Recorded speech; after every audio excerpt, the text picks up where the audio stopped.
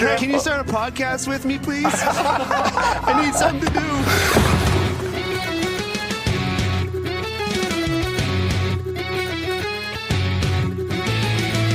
Pastrnak sent it out in front of Malkin to save. They score! Elias Lindholm looks to the heavens. Here's a chance. Potter right in and goal. He scores. Oh my! What a move by the rookie. 2-on-1. Pastrnak moving in with Marchand. Get into it. Score! The zone. Coyle dances in. Backhand score! Lindholm right wing corner. Pastrnak is there. He scores! David Pastrnak wins it for Boston.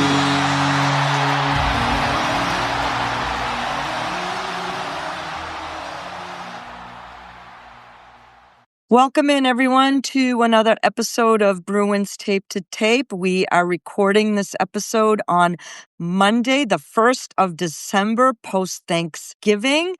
I want to welcome in my lovely co-host, Karoline with a K. Welcome in. I hope you enjoyed our Thanksgiving break. I did. I mean, I don't know how much the Bruins enjoyed it, but I enjoyed my Thanksgiving breaks. Yeah.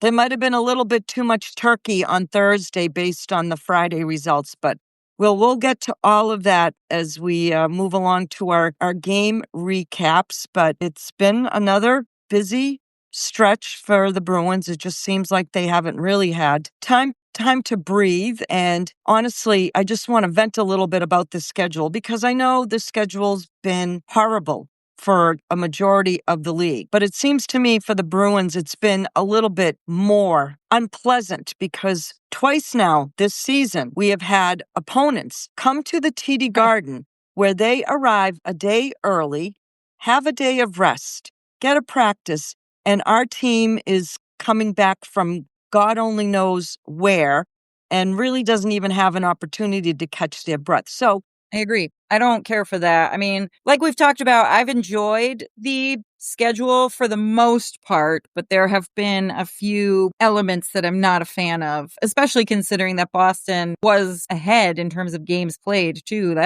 Everyone's starting to catch up now, but that wasn't great. And with the compressed schedule, we're starting to really feel the impact of those injuries. We've talked about, again, in past episodes, when a man goes down on any other given season, if he's day to day, he might miss 1, maybe 2 games. Day to day right now might mean you're missing a week of games. Right. It is having an impact across the league. And we'll talk about that because there are a couple more significant injuries that occurred recently. We'll do that in our Around the Rink segment. But to set our table for our Bruins-specific topics of conversation, we're going to touch on a few injury updates, and things are starting to good and bad as it flows for the Boston Bruins.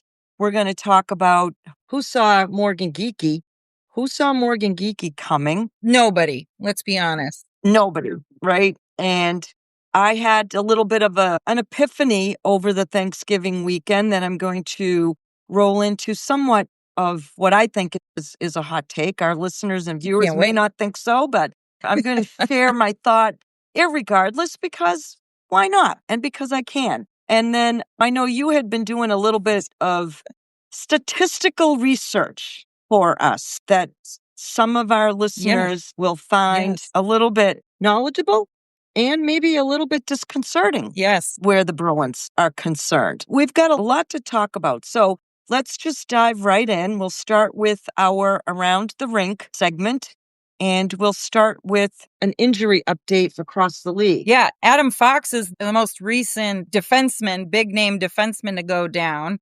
Although, again, it's believed he will be back up and running for the Olympics. Hard to say. He was put on LTIR, which is a little more serious than perhaps what Chucky's going through. So that's at least 10 games, 24 days for LTIR. And he sustained some kind of upper body injury against the Tampa Bay Lightning. He got hit and was holding his arm. So that's never a good sign, especially after that. And then your team puts you on LTIR immediately. That's a bad sign too. Yes. So he went down, and then the other, we'll stay in the metro area because Kyle Palmieri, he's also down and out with a knee injury, which if you haven't seen play where he got injured, I got to tell you, hockey players, best athletes in the world. There's no athlete like a hockey player because this man goes right into the boards, feet first in the boards, really hurting. The play was not called dead because I think they were playing the Flyers. They had possession and play was down at the other end of the rink. The ref, for one of the linesmen, whoever was watching him to see if he needed assistance getting off, he manages to get up, very slowly, carefully skates to his own bench, and on his way, he manages to tap the puck and ultimately ended up assisting on a goal while he was on his way off the ice. Say what you will about Kyle Palmieri and the New York Islanders, hockey players, man, this is why hockey is the superior sport to all other sports. You and any other professional athlete get injured, period, let alone a knee injury, and then assist on a scoring action in any sport. Anytime I hear about an injury like this, I always think back to, this was quite a few years ago, Steven Stamkos, when he played for the Tampa Bay Lightning, in a game at the TD Garden, literally breaks his face on the goalpost. Yes. Leaves the game, gets patched up, and then freaking come back and play. Like his face is busted up. It's lunacy. I think football players have a similar level, I think, of toughness, but I think hockey players, like, bar none. Yep. We've seen, how many guys have we seen on the Bruins play games with broken legs? Jake DeBrusk did it. Oh, Gregory Campbell. He did, and his was like a straight up break, and he was out there hopping around on one friggin' leg, kill off a penalty. It's lunacy. And you're right. I think we touched upon this in our last pod, but this type of a condensed schedule, I think, is having an effect on teams across the league with these injuries. And we're not talking, some of this stuff is not 1 or 2 days now at this point. These are weeks and months. And so I asked the question, and I know if you ask the players that are going to the Olympics, they will say it's worth it. But I asked the question, is this worth it? I would think that the league and owners may be revisiting allowing the players to participate in these Olympics if these types of significant injuries continue as a lead-in to Olympic play. And it's been long enough now since NHL players have gone to the Olympics that I don't remember what the schedule was like for players back the last, maybe, was it really 2010? I'm not no, they were in Sochi. No, so it's been 12 years because Sochi was, I believe, the last time that the NHL had players. But it's curious because I'm not sure what the schedule was like and how long the break was that year. Typically, and so the Olympic break is also a longer break for the players this year because typically their break is about 10 days in February. And depending on exactly when your team goes on the break, I think it ultimately is maybe 7 days of no hockey for us as fans, but 10 days for the players. And this is a 3-week no hockey for us, 3 weeks of no NHL hockey. So that's almost the entire month of February. So I don't even know. I'm assuming the back end of the schedule is also going to be a little bit busy if their goal is to make sure that they are not having a super late Stanley Cup again, which obviously they already have the date set. But so it'll be interesting. And those rosters are going to be decided this month. So we will know the final rosters, I believe, around January 1st, around Christmas time, January 1st, New Year. So that's coming up very soon. I know we'll be talking more and more as those rosters come out. Certainly, I've got opinions on players and who should be there and who should not be there. I know you have very strong opinions about the goaltending, and I'll be very curious to see that lands for Team USA specifically, for Team USA's. And to answer your question, when they come back from the Olympic break, yes, I'm looking at the Bruins schedule for March. Mm. It's gross. It's gross.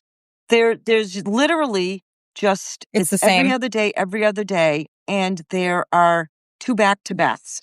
2 different times in March they will be playing back-to-back games. Are they a home and away back-to-back? That's the worst. 1 is away, and one of them is a home and away situation. So it's gross. It's gross, gross, gross, gross, gross. But back-to-back away, so there's travel. Oh, actually, I take that back. Yeah. There's 3. So it's, again, it sounds like we're whining. It sounds like we're whining, but and we can get into this topic of conversation later on in the season in terms of, if any, the impact of going to the Olympics, to the extent that if there were any injuries when these players come back, right?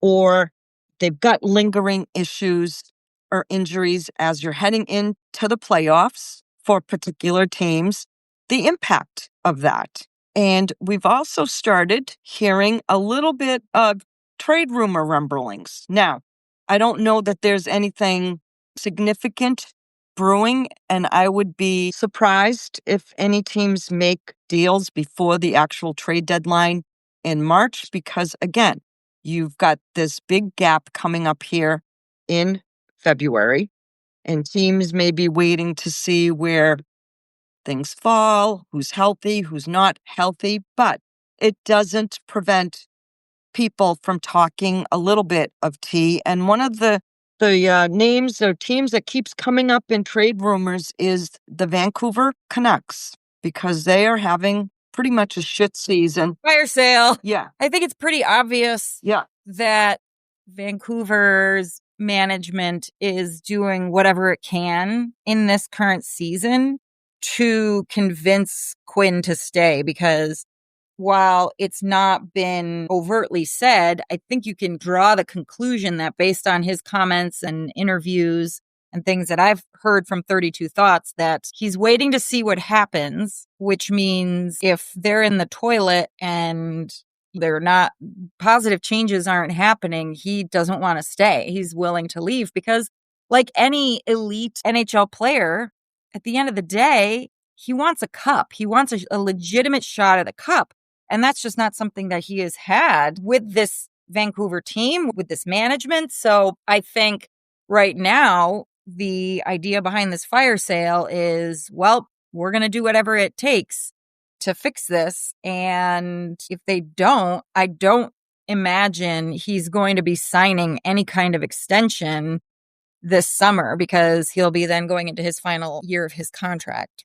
Yeah, I wouldn't do it either. And the Hughes boys wanting to play together, so that could potentially leave the door open for him going to New Jersey to play with his brother Jack and Luke. But found it interesting that there's conversations already starting. The other interesting thing I read today is, this is no shocker, and any of us could say the Edmonton Oilers are looking for a goalie or need a friggin' goalie. That's a mess there too.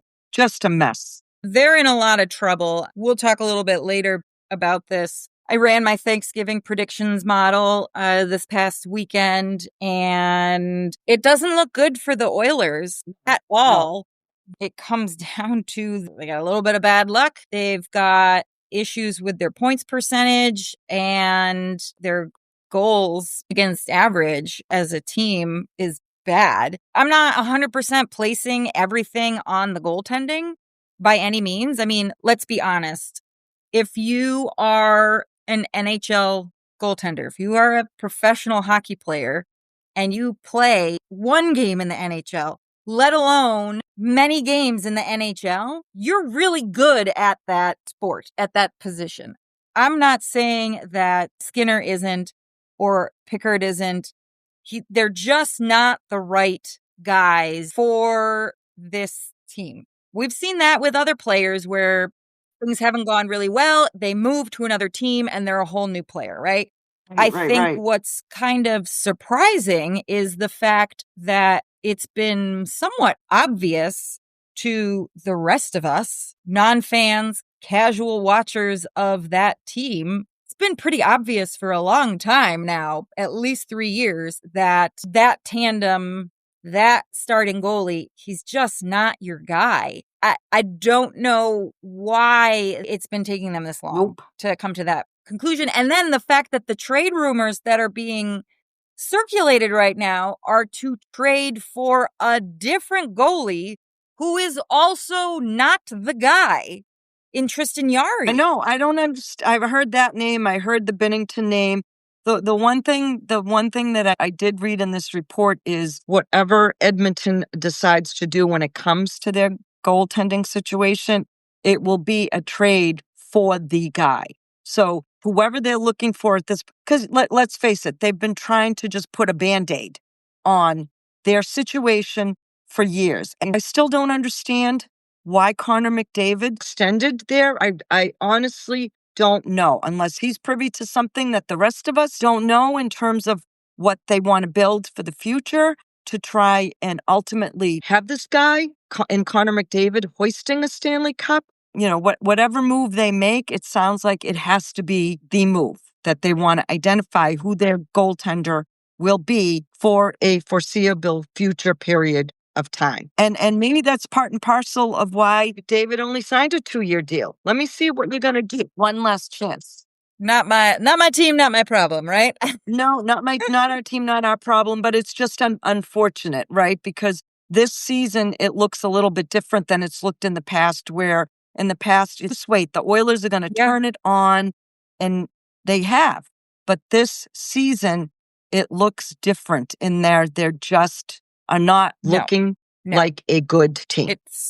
I'm saying it now, folks. They're not going to make it.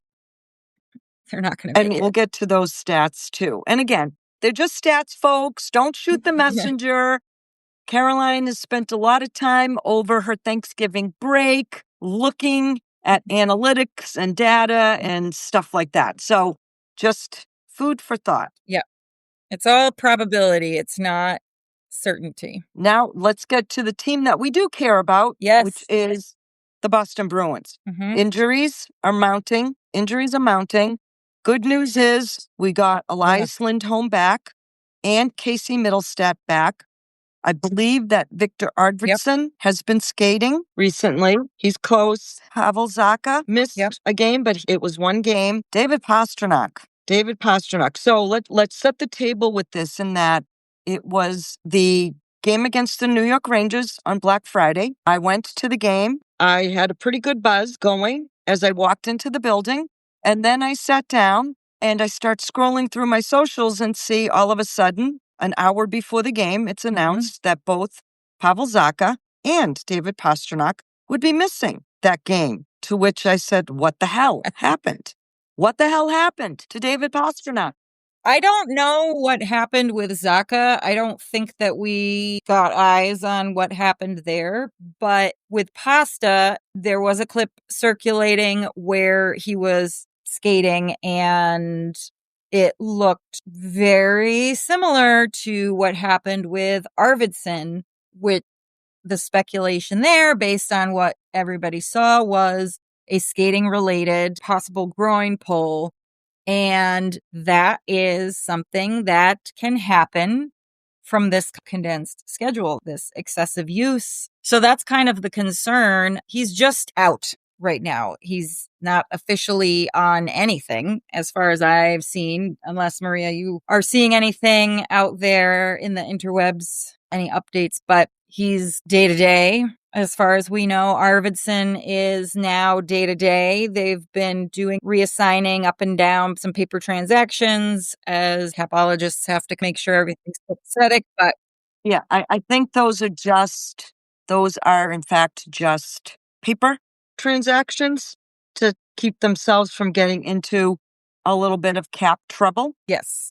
So because we don't really know what happened with him, just what we can tell from what we saw on TV, hopefully it's nothing very serious. However, when it comes to muscle stuff, pulls and such, you do have to be cautious with those because if you don't treat them correctly early on, it can be a season-long issue. And I believe in terms of other updates, did I see Charlie Mack has been doing some skating? Yeah, I thought that Arvidsson and Charlie Mack might have been skating together. I could be mistaken about that. Yes, he is To starting stay fit? to do some skating Yes. as well. Just for conditioning purposes, I have to assume. We'll see what the timetable is for both of those players to get back into the lineup because, scoring has been a little bit anemic of late. Yeah. I mean, I never thought I'd be annoyed that Morgan Geekie was scoring so much.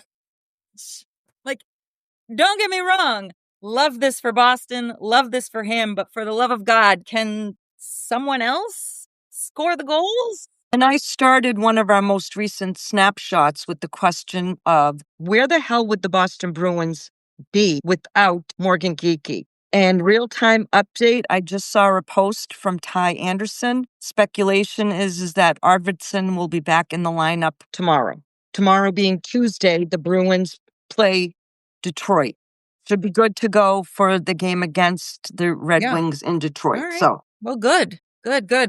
We need that secondary scoring again coming from that line. I mean, they were really cooking, and then all of a sudden. Well, and again, we'll get to all this. These injuries have affected a litany of things, including the power play. And I think you'll get to that as part of your stellar analysis. But yes, so we've had another abundance of games to talk about. We'll start with the Bruins finishing their road trip on the Wednesday before Thanksgiving with a 3-1 win against the New York Islanders. And what I liked about this game is the fact that people not named Morgan Geekie scored goals to help the Bruins win the game. And Jeremy Swayman, I'm not going to say he stood on his head because I think that gets used a little too freely sometimes. But I will say that the New York Islanders put 44 shots on goal on Jeremy Swayman. Yep. 23 of them in the third period. Yeah. And Jeremy Swayman stopped them all. And they were not easy saves. This is when you know a goalie looks locked in or is locked in. Yeah. When a goalie makes a hard save look easy, you're like, this guy is a wall tonight. It was unreal. I think we've been waiting. I mean, we waited a year for this because this is the Jeremy Swayman that we saw in the year prior, before the terrible last year. That was the Swayman that we saw in that season that we knew was going to be our future, our starting goaltender, our guy, right? And he has been that consistently for at least the month of November. He was a little slower to warm up, and I say only a little bit because his warming up period, he wasn't terrible either. He was probably average, right? And so he's just been completely elite this month. And when we find out about the Team USA situation in terms of their goaltending, expect to be hearing from me and my opinions. If he doesn't get the net for Team USA, something is amiss, in my view. Something is amiss. I agree. And I'm not saying that just as a Bruins fan. I'm saying that as a hockey fan. No, because if you look at, and again, I know you'll get to this and we'll have further discussion about it. So, I don't want to be a spoiler here, but. Well, wait, one spoiler. I will say it because I got to say it. Connor Hellebuck's not the guy because the man gets the yips. When it counts, Connor Hellebuck definitely soils himself. No, he poops his pants. Let's just come out and say it. He poops his pants. We all saw it happen in the playoffs. It's not a small sample size. He's not the guy. Playoffs in the Four Nations. I don't know how much more evidence you need to know that he's not the guy in the high pressure situation. Whatever. Anyways, Islanders game. Anyways, we digress. Now, the Bruins won the game on the fact that I said players not named, Morgan Geekie, scored goals. You had 2 goals from Alex Steeves. He's been a breath of fresh air. He has been playing so well. I don't know how you take this guy out of the lineup, honestly, when everyone's back and healthy, because he's been doing his job and doing it very well. So he had 2 goals in the game against the Islanders, and Tanner Jeannot also had a goal. And believe it or not, in this game against the Islanders, the Bruins had only 8 minutes of penalties in the game, but they were outshot by a margin of 14-44. Yeah. Not ideal if you're only putting 14 shots on goal. I mean, you won the game. That's all that matters. However, that game was, it was an enjoyable game. It was entertaining, to say the least. I mean, just watching Swayman do his thing. And it was great, like you said, to see other players, depth players too, score some goals. So that was nice to see. But coming back then to the Garden to see that performance, I turned that game off in the third period. I was like, I can't. I got other things to do. I know how this is going to go. And it was a lot of the same old that we've seen. Some of their bad habits cropping up. The end of a long road trip. I know they had the day off. The fact that they pulled out a win, they needed the win, they needed the points, and I'm glad that they secured those points. Now we fast forward to the Friday after Thanksgiving. That game was annoying as all hell. How you don't get up for a game the day after Thanksgiving. Yeah, not great. Against the New York Rangers, 2 original 6 teams. You didn't start on time. Before I even got my ass in my seat, they were down 1-0. Then you double down on these stupid penalties that you keep taking. And Mika Zibanejad and Artemi Panarin made sure that the Bruins paid for Hampus Lindholm's double minor. Right. 4 minutes. They connected on 2 power play goals, and the Bruins showed no signs of life until the third period. And then when Mike Sullivan saw that his team was somewhat under siege and the Bruins had closed the gap from 4-0 to 4-2, he called a timeout and ripped his team a new one. Yeah, there was nothing good about that game.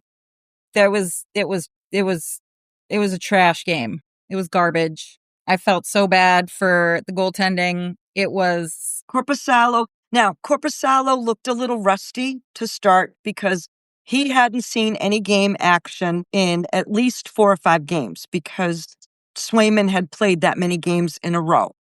So I'll excuse him for the early, all right, but he was left high and dry in more than one instance. And again, these effing interference, tripping, hooking penalties, I'm sick of it. I don't know how else to say it. Yes.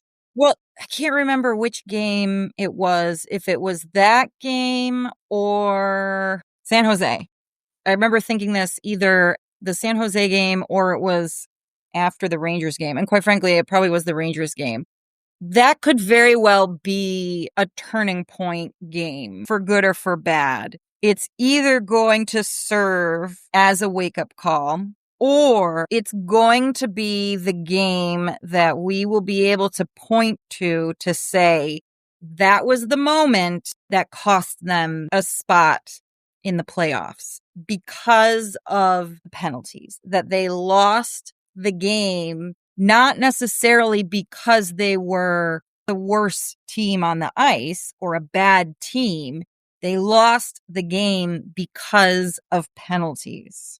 And I think it's going to be right at this time. So how they choose to move forward, if they are capable of moving forward in a positive direction, I don't know, because we are, 25 games in, and they've shown some discipline. We've seen them turn it around a little bit, but they can't seem to maintain it. So I'm nervous about that. Yes.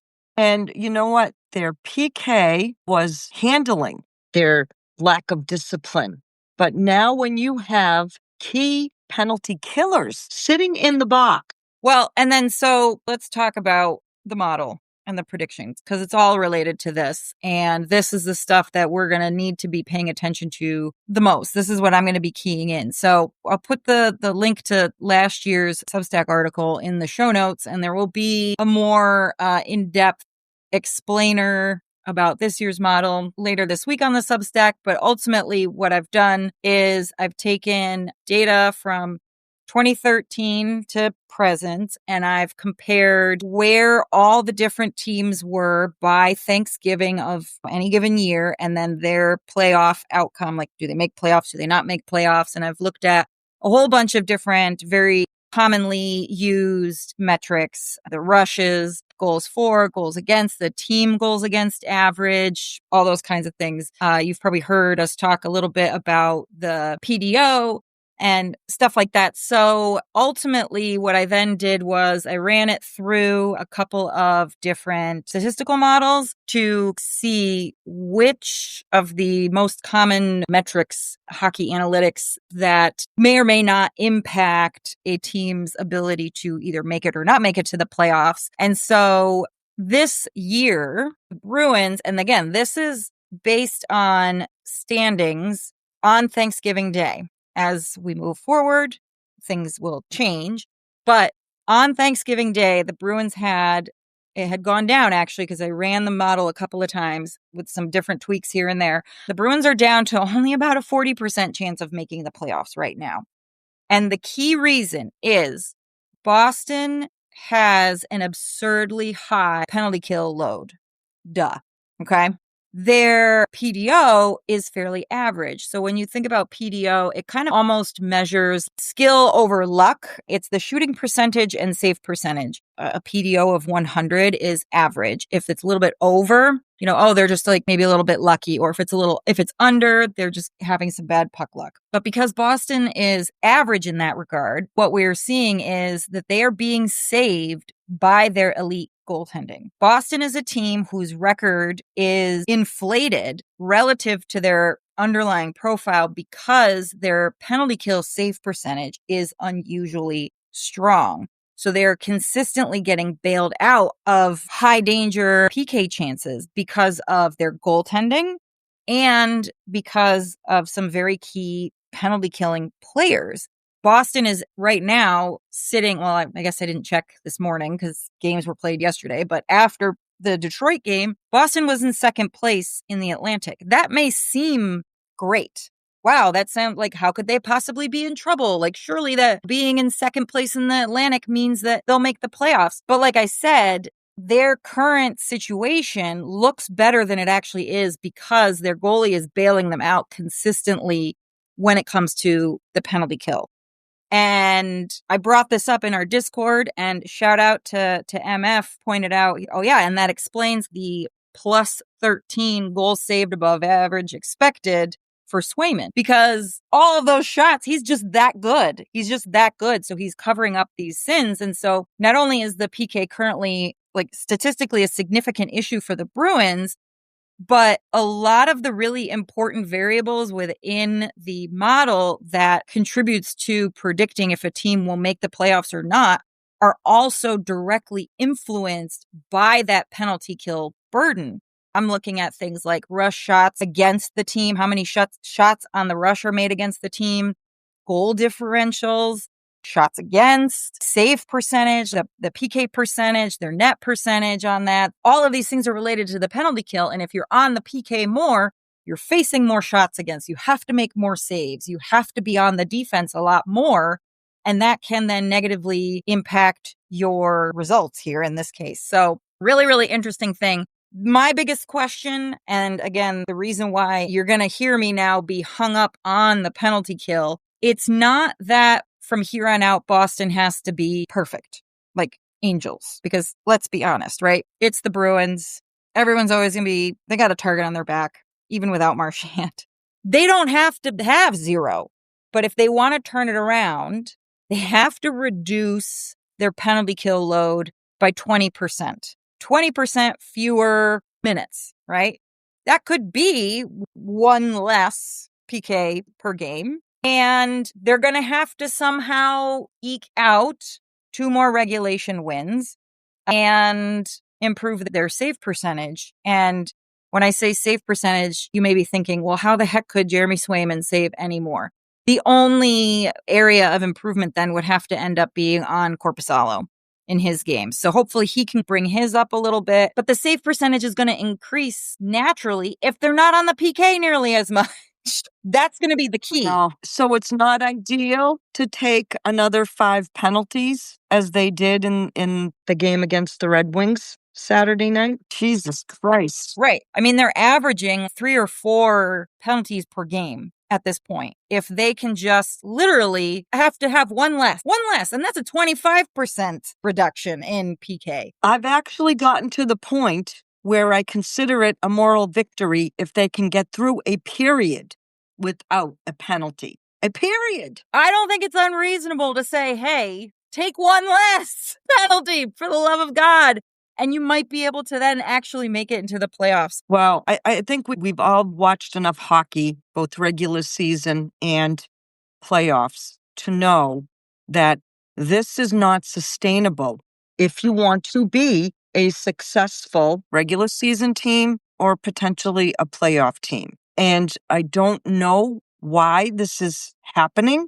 I don't understand why it hasn't been corrected. Now, I understand you're subject to the mercy sometimes of officials that are calling ticky-tack bullshit. However, you're in control of your stick, right? Yeah. You are in control of your stick.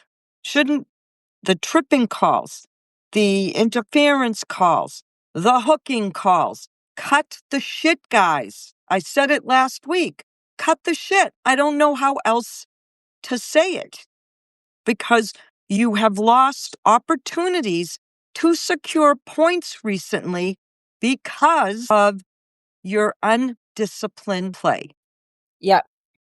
It's within grasp, right? Their ability to turn this around and improve their odds, the probability that they're going to make the playoffs, like it's within grasp, because again, the biggest predictor is PDO, which again, you don't have to actually be scoring necessarily more goals, right? It's taking shots. Well, you can't take shots if you're on the PK. Okay? You can't. It's just not going to happen as much. And, you know, the save percentage, yeah, the Bruins are in fantastic shape in that regard, but like you can improve your PDO if you improve your shooting, so get off the stupid PK. It's not about getting the goals in the net. Like, yes, the goals in the net are great. Goal differential is included in the model. Like, it's all part of the bigger picture, but it's literally going to come down to the penalties for Boston this season. And those statistics also have, I would think, an impact on a lot of 5v5 play as well. Yes. It's looking almost always exclusively at 5v5. And if you're not on the 5v5, you're going to be either over or under weighted or estimated on the result, because you don't have, the data doesn't exist for 5v5. So, yeah. Well, I think they all know, right? Because we hear them say it, that Knowing and doing, but very different things, apparently. right. Talking and implementing action is now. The game against the Red Wings at home, which was the first time the two teams had faced each other, was a very entertaining game. But again, it was a really good game. Not ideal that the Bruins allowed the Red Wings 5 power play opportunities. They killed them all off. However, it took a shootout for them to win the game. But here's what I will say. In light of how they played against the Rangers, the Friday afternoon game, and the fact that there were a lot of passengers on the ice during that game that didn't show up to play until the third period, the fact that Marco Sturm held players accountable in his post-game remarks. He didn't have to name any names, and he would not allow anyone to make excuses for injuries. He went so far as he almost started to say, I believe, the word disappointed or disappointing. He stopped himself, but the fact that he expressed his dismay and that the Bruins bounced back in the game against the Red Wings, understanding is you let 2 important, crucial points walk out of your building on Friday. You cannot allow 2 more crucial points to walk out of your building on a Saturday night. Great game, But again, the Morgan Geekie show. 2 more goals in that game on Saturday night. Jeremy Swayman saved the Bruins bacon again. The stops that he made in the shootout against the likes of Patrick Kane. Oh, my God. Unreal. And his reaction Those glove saves were phenomenal. when the shootout was over, because they all understood how important getting those 2 points at home Especially were. with the game that he played. He won them that game. Don't screw it up. Well, he gave them the opportunity to win that game, and Casey Middlestat won the game with his shootout goal. So credit to them for bouncing back, for listening to their coach, for remedying the shit play they had against the Rangers for most of the game, except the third period, and responded in a big way. Now we've got 3 more games coming up this week, every other day, starting with the Detroit Red Wings again on Tuesday. Yep. So it'll be interesting to see how everyone responds to that game. I think there were some extracurriculars that took place in the game that may carry over into Tuesday night games. But then they face the St. Louis Blues on, what is that, Thursday night? Yeah. Thursday night against the Blues and Saturday night against the Devils. The first time we're seeing each of those teams. Neither the Red Wings or the Blues have any significant injuries to speak of. The Blues are trying to fight their way back into being a 500 team. I think they're winners. When last I checked, they were winners of their last 2 games before they faced the Bruins. The Devils are at the top of the Eastern Conference standings themselves, but they've got, and how they're doing this, how the Devils are playing as consistently and as well as they're playing. I don't know. Without Jack Hughes in their lineup. They must have a deep team. It's crazy. But they're without Jack Hughes, without Brett Pesce, without Dadonov. It's crazy the depth that they have. Yeah. The games against the Red Wings and the Devils, crucial, in my view, to get points. Maybe not so much the Blues game. I don't want to say, great, you get points out of every game. But when you're playing within your own division, your own conference, the stakes are higher, in my view. Yeah. And let's face the reality of it, too. Right now, there is no elite team in the Eastern Conference. If you look at the standings, everyone's relatively bunched up. Yes, some teams have game in hands over other teams, but from a point total, it can potentially be anybody's ball game. Yeah, I agree. You know, at the end of the day, you want to get your points when you're playing a Western team, but it really matters when you're playing teams in the East because they're the ones you're competing against for a spot. I mean, the Devils right now and Tampa, they're very good. But I mean, look, out West, they've got Colorado. They're running away with it. No one can hold a candle to Colorado right now. Right now, as of Thanksgiving, I mean, they had an absurdly high projected points total that would rival the Bruins' perfect season. So, well, I was going to say, aren't they on pace to potentially break that record? Their projected points, again, as of Thanksgiving, was 139. They have the highest playoff odds out of the model with an 88% chance of making the playoffs. The Penguins, too, by the way. Just thought I'd throw that out there. Talk about a turnaround. They also have an 87, it's just hilarious, 87% chance of making the playoffs. Talk about a turnaround. Which who'd have thought that? And that's good for business, too, to have Sid the Kid. Very good for the NHL business in general, to have the Penguins be a relevant team. Stick taps. I think it's pretty obvious. We've been giving stick taps pretty much almost all season to both Morgan Geekie and Jeremy Swayman. They're just going to stay there until they do something that warrants them not being there. Honestly, good luck trying to get them out of there. I really thought that the last game that the Bruins played against the Red Wings was Mark Kastelik's game. The only way that could have been even better was if he scored a goal.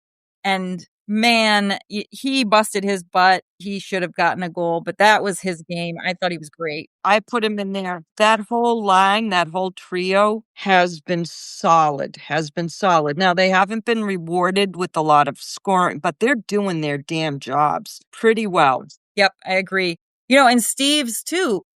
He kind of, for me, he came out of nowhere. Basically out of thin air. And he's already got 3 goals. He's going to be thinking about that empty netter that he missed, but oh yeah, that was brutal. That was rough, a little brutal. But you know what? It happens to everybody. Yeah. So it happens to them all. Yeah, so those were the guys that I think certainly have earned their stick taps. And the penalty box, I'm just going to keep this. So the PK for me is going in the penalty box too right now, because I think that that has been a struggle for the Bruins for a variety of reasons, none the least of which is, missing some key personnel. But still, right, I look at it, and maybe I'm oversimplifying this, but when you have one more skater on the ice than the other team, seems to me you should have a goddamn realistic chance of scoring a goal.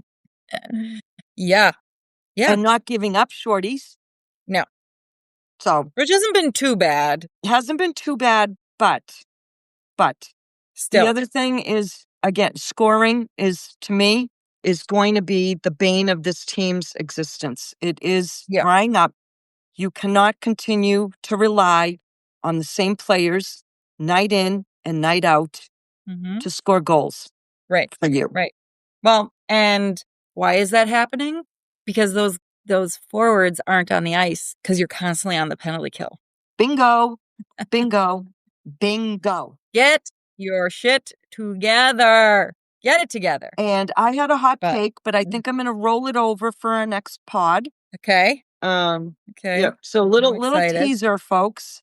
But yes, something that I had an epiphany about over the because, we've reached the Thanksgiving milestone weekend, which is a big deal in hockey in terms of trajectory for teams and your analysis. And I'll just, the tease I will lead is we're still waiting on the Boston Bruins to name a captain. So I'll leave it with that. I have some thoughts.